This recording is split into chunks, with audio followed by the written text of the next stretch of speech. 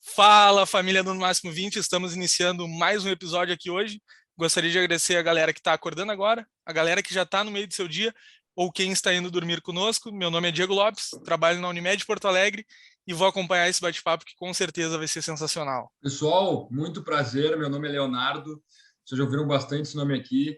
Mais uma vez a gente está com um convidado especial, falando sobre um assunto que a gente nunca tratou aqui, foi totalmente indireto por enquanto, mas agora vai ser direto. Tá? Vocês já vão entender sobre o que é, o Diego vai explicar, mas enfim, sejam bem-vindos novamente. Então, sobre aquelas conexões lindas que a vida nos traz, através de um convidado que a gente já trouxe aqui, que é o Felipe Scarinci, a gente acabou conhecendo o Guilherme Henck, que é engenheiro de produção pela URGS, já trabalhou em diversos setores ligados ao mercado financeiro, que levou ele a fundar aí duas empresas, a CapRate e a CapTable, que é o maior hub de investimentos de startups do Brasil, que a gente já teve contato, já conhecia, e por coincidência a gente acabou conhecendo o Guilherme, que é um dos fundadores e que prontamente se colocou à disposição de bater esse papo aqui. A gente quer conhecer um pouquinho e trazer um pouco mais também para o nosso público o que é a CapTable. Então, Guilherme, o que tu pode nos contar, em que momento que vocês identificaram a necessidade de criar a CapTable? O primeiro de tudo, Léo, Diego, muito obrigado pelo convite de vocês. É um prazer estar aqui batendo esse papo, né? Gosto muito de estar falando aí sobre mercado financeiro, sobre investimentos em startups, investimentos alternativos, sobre a história da CapTable, nosso bebezinho aí que já está alçando voos bem interessantes, né? Então, gostaria muito de agradecer a vocês pelo convite. E já endereçando a tua pergunta, Diego, a gente vem desse mercado financeiro, mercado de fintechs há um bom tempo, eu e meu cofundador aqui da empresa, né? Mas antes de fundar a CapTable, fundar a CapRate, eu vinha do mercado financeiro mais tradicional, né? Eu já tinha trabalhado no mercado de fintechs, fiz uma incursão no mercado financeiro tradicional e eu era, nessa época, advisor em processo de fusões e aquisições. Eu trabalhava na boutique de M&A. Basicamente, a gente estruturava operações financeiras entre empresas, compra e venda, captação de recursos e etc. E o que eu percebia naquela época? Ao mesmo tempo que tinha startups que nos procuravam para fazer um trabalho de captação de recursos para eles, mas a gente acabava negando porque a gente trabalhava só com empresas maiores, a gente também percebia que tinha muitos grandes investidores, os empresários que a gente atendia e outros investidores próximos da gente, que nos perguntavam se a gente não tinha startups para eles investirem. Então, a gente via que existia o lado da oferta do ativo, a startup buscando recursos, e existia o lado da demanda, que era esses grandes investidores buscando startups para investir. Só que esses dois mercados não se conectavam, não se conversavam, existia uma assimetria de informações muito grande. A gente via que faltava um player que organizasse o mercado, as informações do mercado de investimento de startups, assim como a Bolsa de Valores organiza essas informações do mercado da economia tradicional, economia analógica, como a gente convencionou chamar. Bom, me uni ao meu sócio, Paulo Deitos, que também tinha percebido essa necessidade, ele vinha do segmento de fintechs já, e a gente, em conjunto, começou a idealizar a CapTable, e junto com a Startse, que é o maior hub de inovação, de treinamento de pessoas para a nova economia, uma escola de negócios da nova economia do Brasil, né, a maior do Brasil, a Startse, junto com a Startse, a gente cofundou a CapTable. E desde o início foi assim, a gente percebeu essa necessidade, entrou nesse mercado e a gente está trazendo, sobretudo, a pessoa física, que é quem estava alijado desse mercado, para poder investir em startups. Cara, sensacional. Eu acho que a primeira pergunta aqui para balizar um pouco também em relação a startups, que é muito importante. A gente já entrevistou escritório de advocacia que trabalhava só com startup, mas o que foi relatado é que não pagava conta. A gente também já trabalhou numa empresa que faz eventos para startups, mas as startups elas não conseguiam se associar muito por conta do pagamento dessa conta também. Como é que tu pode tirar essa crença de quem está nos ouvindo, de que realmente, cara, dá para trabalhar com startup, tem muito dinheiro envolvido, o pessoal deixa essa oportunidade na mesa e não faz? Eu acho que vem muito da maturidade do mercado. Há bastante tempo atrás já começou a ter esse tipo de movimento. Escritórios de advocacia querendo trabalhar apenas com startups, né, eventos ligados a startups.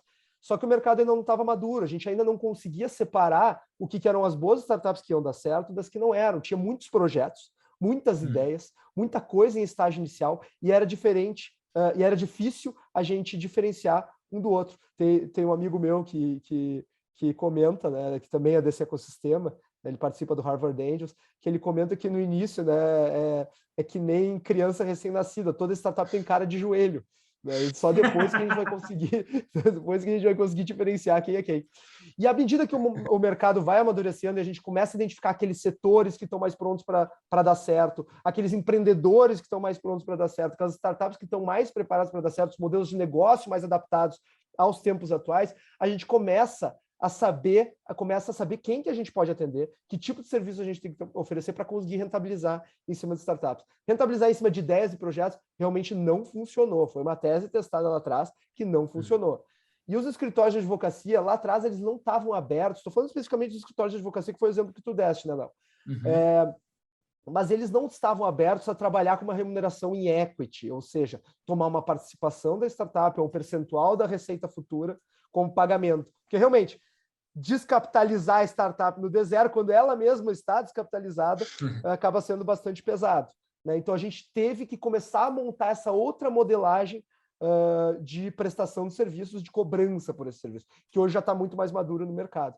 Então, sim, muito dinheiro foi deixado na mesa, mas agora tem muita gente usufruindo bastante de ser parceiro da startup e também monetizar o seu serviço ao longo da trajetória de desenvolvimento e crescimento da startup. Acho que tem muito a ver com alinhamento de risco, alinhamento de interesses, né? E é assim que o mercado tem praticado. Não, até queria ver uma questão, porque olhando a CapTable hoje, a gente vê assim, pô, faz muito sentido ter ela no mercado, era realmente um momento que...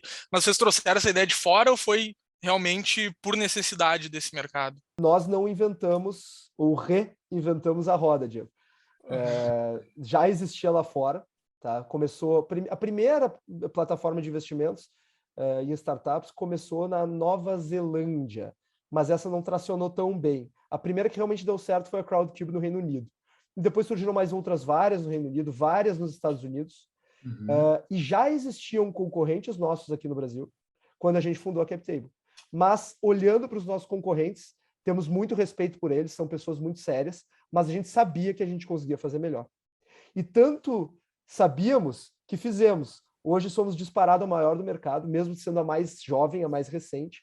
Nós temos quase o dobro do volume de captação no ano passado do nosso segundo colocado, e se a gente somar do terceiro ao décimo, são 10 concorrentes relevantes no mercado, se a gente somar do terceiro ao décimo, nós ainda temos mais volume, né? Então a gente realmente deixou todo o resto para trás, a gente vem capitaneando esse setor, e realmente se a gente tiver um movimento de democratização do investimento em startups, a gente tentando deixar um pouquinho a modéstia de lado, só para falar sério aqui, a gente acha que esse movimento vai ser capitaneado pela CapTable. Cara, sensacional. Inclusive, queria te perguntar um pouco mais sobre essa avaliação das startups. Como é que vocês fazem isso hoje? Putz, essa aqui é muito boa, ou é muito mais pelo segmento? Como é que é feito isso?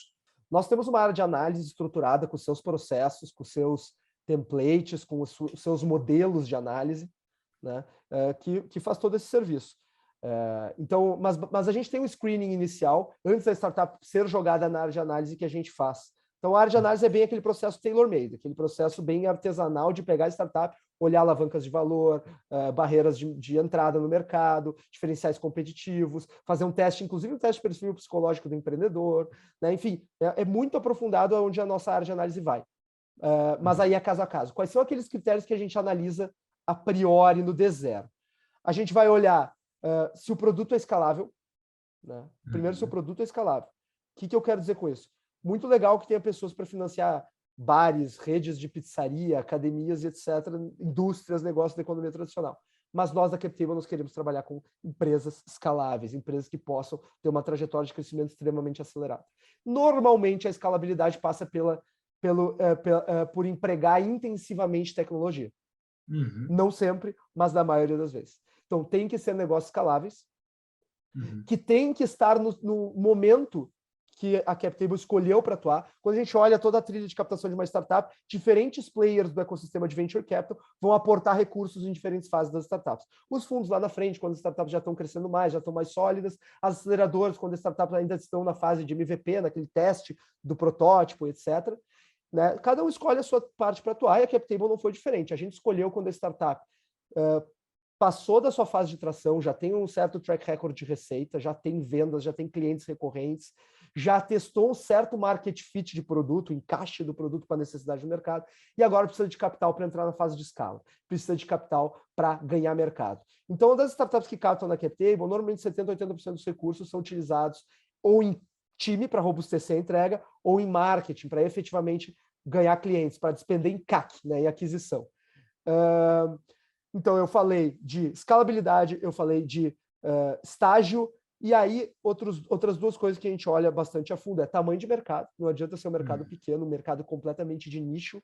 Ela até pode estar no mercado pequeno desde que tenha no roadmap um planejamento e condições para ir abocanhando o mercado cada vez maior. A gente até gosta dessa tese. O Peter Thiel fala muito isso.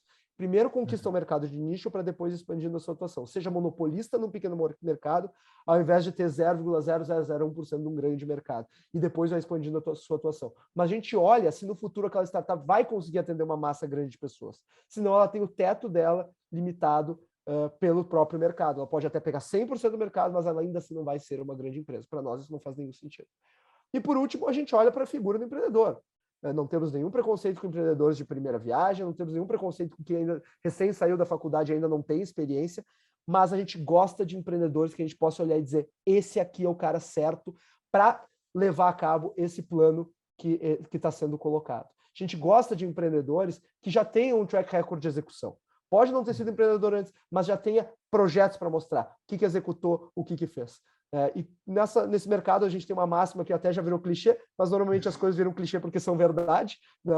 Que é que a gente aposta mais no jockey do que no cavalo. É muito mais importante a gente apostar no empreendedor por trás da startup do que olhar para se a startup tem um bom modelo de negócio. Porque se a gente olhar para o empreendedor e a startup não tem um bom modelo de negócio, a gente tem que confiar que aquele empreendedor vai se dar conta disso, vai testar, vai retestar, criar hipóteses, validar, invalidar, pivotar, refazer, até fazer aquela startup dar certo. Então, é um pouquinho desses 4 critérios que são nosso screen inicial, cai na área de análise, aí vai para análise aprofundada, artesanal mesmo, e depois vai para um comitê de investimentos. E aí o comitê de investimentos pega pesado para dizer quem vai e quem não vai.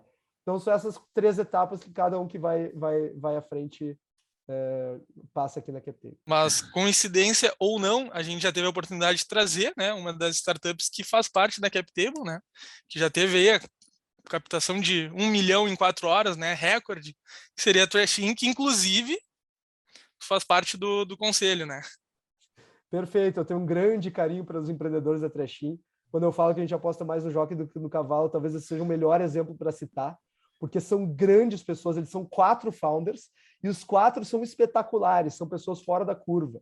Né? Então, se eu tenho confiança numa startup que vai dar certo, é na Trashin por conta dessas 4 pessoas que estão ali. Né? E o alinhamento de valores, alinhamento de interesse, alinhamento de ideias foi tão grande com a Trashin que Trashin e CapTable se tornaram grandes parceiros, tanto que eles já foram uma das poucas startups que já fizeram 2 rodadas conosco. A primeira lá atrás, em 2019, e a segunda agora em 2021. E de fato, Diego, eu fui convidado para sentar no board, eu sou conselheiro da empresa e tenho tido o prazer de poder estar colaborando com eles ao longo dessa trajetória, assim como eles já colaboraram muito com a CapTable também. O Serginho é sensacional, que é quem a gente acaba tendo mais contato e que acabou vindo no podcast, uma baita coincidência. Mas também falando um pouco mais sobre a CapTable, para chegar na nossa segunda pergunta, que é muito importante. Qual é o futuro de vocês agora? O que vocês pensam em fazer? Expandir? Fazer o negócio ficar internacional? Sei lá, qual é o maior sonho de vocês agora, os próximos passos? Léo, a gente sonha com um momento em que seja impensável um investidor brasileiro, um pequeno poupador, não ter ao menos parte do seu patrimônio alocado em startups. Assim como hoje os pequenos investidores montam suas carteiras de investimento com um pouquinho em renda fixa, um pouquinho em bolsa de valores, um pouquinho em imóveis, eles têm que considerar também ter um pouquinho alocado em startups. Esse é o nosso sonho, que se torne impensável não fazê-lo. Né? E para isso, a gente tem trazido ao mercado várias soluções, inclusive uma área educacional muito robusta, que é o que a gente tem feito esse ano. A gente está trazendo cursos. O spoiler aqui, eu não poderia falar, o meu time vai me matar. Por favor, publique esse podcast depois da data de lançamento. Mas nós estamos lançando um curso gratuito de investimentos em startups. Nunca foi feito nada igual na história do Brasil, um curso de investimentos em startups tão completo e gratuito para quem quiser aprender, porque esse é o nosso papel, é estar levando esse conhecimento para o maior número de pessoas possível e trazendo pessoas para esse mercado. Esse é o plano, a área de educação está aí para capacitar as pessoas para isso, mas a gente também quer se tornar um hub de negociação de ativos da nova economia. Então, nós já temos lá nossos produtos, nós temos a plataforma, qualquer um pode acessar e investir, temos o nosso atendimento a Corporate Venture Capital, ou seja, auxiliando grandes empresas a investir em startups. A gente monta os nossos grupos de investimento anjo, próprio Anshan Angels, do nosso amigo Felipe Scarinci, é um exemplo de um projeto operado pela CapTable, né? Então, nós que auxiliamos eles nesse processo. Enfim, temos uma série de produtos dentro de casa já, mas a gente quer criar uma plataforma que concentre tudo isso. Em vez de serem iniciativas esparsas, a gente quer concentrar tudo isso e ser como se fosse uma bolsa de valores de ativos da nova economia. E para colaborar com esse movimento, vem aí o mercado secundário de títulos. O que significa isso? Quando uma empresa que nem a Trechin faz uma emissão de títulos da CapTable, ela está fazendo aquilo que a gente chama de uma emissão primária. Ela lança seus títulos ao mercado, os investidores investem, fecham a rodada e o dinheiro cai no caixa da Trechin. E esses investidores ficam com o título de investimento da Trechin que eles vão segurar por vários anos. Mas, se eles quiserem sair, se eles quiserem vender esse título, hoje o processo é burocrático e demorado. E o que a CVM, que é o órgão que regula o nosso mercado, vai passar a permitir é que nós, como plataformas, organizemos um mecanismo de transação de títulos entre pessoas, entre investidores. Ou seja, que nem acontece todos os dias na Bolsa de Valores, que um vende ação da Petrobras por outro compra ações do Itaú do outro. A gente vai poder fazer aqui na CapTable também, para que os investidores da Trechin possam vender e comprar títulos todos os dias. Então, com isso, eu acho que a gente se aproxima, a gente resolve uma dor do mercado como um todo, que é a liquidez, e se aproxima de conseguir democratizar de vez os investimentos em startups. Então, essa é a nossa visão para o futuro, se tornar esse hub de negociação de ativos da nova economia. E, para isso, a gente tem levado a cabo essas iniciativas que eu comentei com vocês aqui.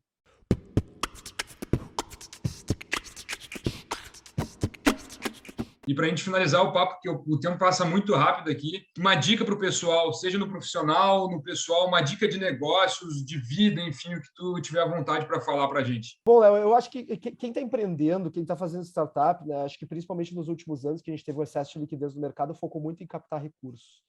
E a gente perdeu aquele sentimento do empreendedor de primeira viagem que precisa comer grama, precisa, né, precisa realmente se dar mal, fazer aquela ciência de como alocar os recursos, né? Enfim, tem aquele início assim, de cruzar a arrebentação complicado, né? E esse momento ele é extremamente propício para a startup. Ele é importante, ele é muito importante. A gente vê tanto empreendedor, second time founder, o cara que fez uma startup de sucesso, teve o exit, e quando vai lançar a sua segunda iniciativa, pelo fato da primeira ter sido bem sucedida, ele consegue muito capital no mercado e lança sua segunda startup já com 50, 60, 70 milhões para fazer o negócio acontecer.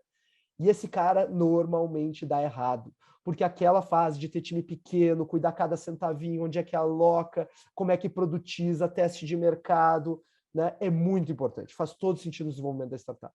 Então eu estou dando esse recado aqui para que vocês, empreendedores que estão fazendo sua startup e estão pensando em captar recursos, primeiro parem e pensem, para que eu preciso do recurso? E eu de fato preciso desse recurso? Nunca percam de vista a possibilidade de fazer o bootstrap, ou seja, de crescer com as próprias pernas, com o próprio caixa. O Mark Andreessen, que é um dos maiores investidores de startups do mundo, ele diz o seguinte: se eu pudesse dar uma dica para o empreendedor de como ele deve gastar o seu tempo, e ele tem que gastar o seu tempo em captar recursos no mercado e tornar o seu produto melhor, eu diria para ele gastar 90% do tempo tornando o seu produto melhor e 10% do tempo captando recursos. Porque se ele tornar o seu produto melhor, o investimento vai vir como consequência. Então essa é a dica aqui que eu deixo para todo mundo que está empreendendo, está lançando sua startup e está considerando fazer uma trajetória de captação de recursos. E a segunda dica é, se for captar recursos, procure a CapTable. Gênio. Sensacional. E a terceira dica, então, se vocês me permitem, uma terceira dica aqui para o pessoal, é seguir a CapTable nas redes, se cadastrar, abrir uma conta na plataforma, seguir @CapTableBR no Instagram, seguir nosso canal no YouTube e seguir o meu perfil pessoal também no Instagram, minha página pessoal no Instagram, @GuilhermeEnck, Enck é ENCK. Em todos esses meios a gente está sempre postando muito conteúdo sobre empreendedorismo, startups, investimentos e investimentos em startups, que eu acho que vai ser bem bacana aí para o pessoal que está começando nesse mercado se inteirar.